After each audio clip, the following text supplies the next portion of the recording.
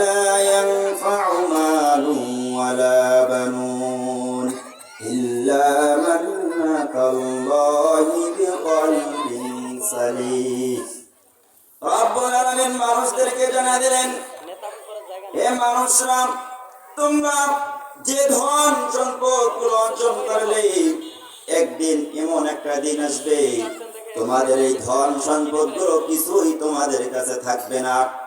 ওই দিন একমাত্র যে কিয়ামতের ময়দানে আল্লাহ রাব্বুল আলামিন হিসাব নেবেন। রব্বুল আলামিন বললেন, সুম্মা লা ইয়ামুতু ফিহা ওয়া লা ইয়াহইয়া, যেদিন তোমাদের হিসাব নেওয়া হবে প্রকাণ্ড ভাবে যদি তোমরা হিসাব দিতে না পারো, রব্বুল আলামিন বললেন ওই মানুষটাকে আল্লাহ রব্বুল আলামিন জাহান্নামে দিবেন। ওই জাহান্নামটা কেমন হবে? রব্বুল আলামিন বললেন ওই ব্যক্তিটাকে যখন পূরণ শুরু করা হবে, বললেন একের পর এক ব্যক্তিকে শাস্তি দেওয়া শুরু করা হবে। তার জন্য আমি বলবো ইয়াউমা লা ইয়ানফাউ মালু ওয়ালা বানুন, রব্বুল আলামিন বললেন তোমাদের ওই ধন সম্পদ একদিন এমন একটা দিন আসবে কোনো কাজে একমাত্র তোমার ইবাদত বন্দেগী ছাড়া কোনো কাজে আসবে না।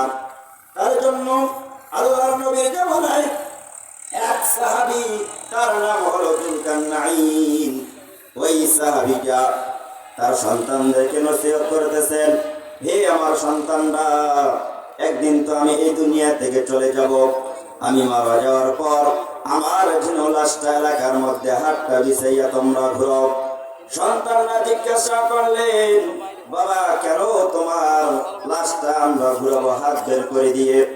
বললেন, আমি তো ইন্তেকাল করব, আমার জানাজারে অনেক পুরুষ আসবে কিন্তু মহিলারা তো আসবে না, এর দ্বারা যেন শিক্ষা নাই যে মুসল্লির মধ্যে আমার হাতটা ঘুরানো হবে, মহিলারা যেন শিক্ষা নাই এই দুনিয়াতে আমার এত ধন সম্পদ যা কিছু দিলেন আল্লাহ রাব্বুল আলামিনের কোনো কাজে যাইতেছে না একমাত্র ইবাদত বন্দেগী ছাড়া।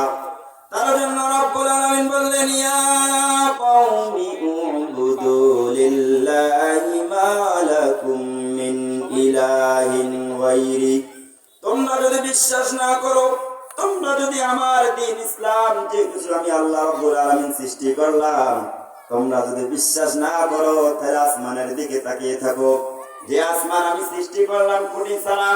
আল্লাহ রাব্বুল আলামিন বললেন, তাই নয়, আমি একমাত্র আল্লাহ, লাউ কানা ফীহিমা আলিয়াতান ইল্লাল্লাহ লাফাসাদাতা, রব্বুল আলামিন বললেন আর এই পৃথিবীতে যদি কোনো আল্লাহ থাকতো দেখতে কত